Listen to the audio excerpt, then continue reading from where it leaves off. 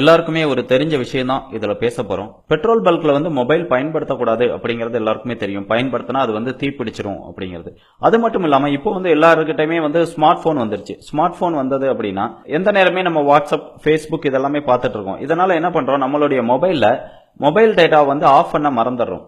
இந்த mobile data ஆன்லயே இருக்கிறதுனால அந்த மொபைல்ல இருந்து வெளியே வரக்கூடிய எலக்ட்ரோ மேக்னெட்டிக் ரேடியேஷன்னால நம்ம பெட்ரோல் போடும்போது அந்த பெட்ரோல் ஆவியாகி வரும்போது இந்த 2 நாள என்ன ஆகும், அந்த பெட்ரோல் தீப்பிடிக்கிறதுக்கு ரொம்ப வாய்ப்பு அதிகமா இருக்குது. அந்த மாதிரி நடந்த ஒரு நிகழ்வை தான் இந்த வீடியோல நாங்க காட்டுறோம். இந்த வீடியோ பாத்தீங்கன்னா கடந்த வாரம் 23ஆம் தேதி நடந்த நிகழ்வு தான்.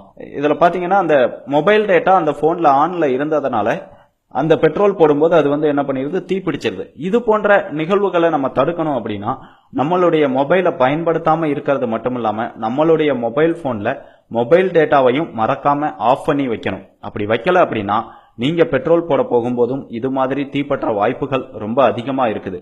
முடிஞ்ச வரைக்கும் இந்த வீடியோவை அதிக பேரிடத்துல பகிருங்க. உங்களுடைய பகிர்வால எதிர்காலத்துல நடக்க போற ஒரு விபத்தை தடுக்கிறதா கூட இருக்கலாம்.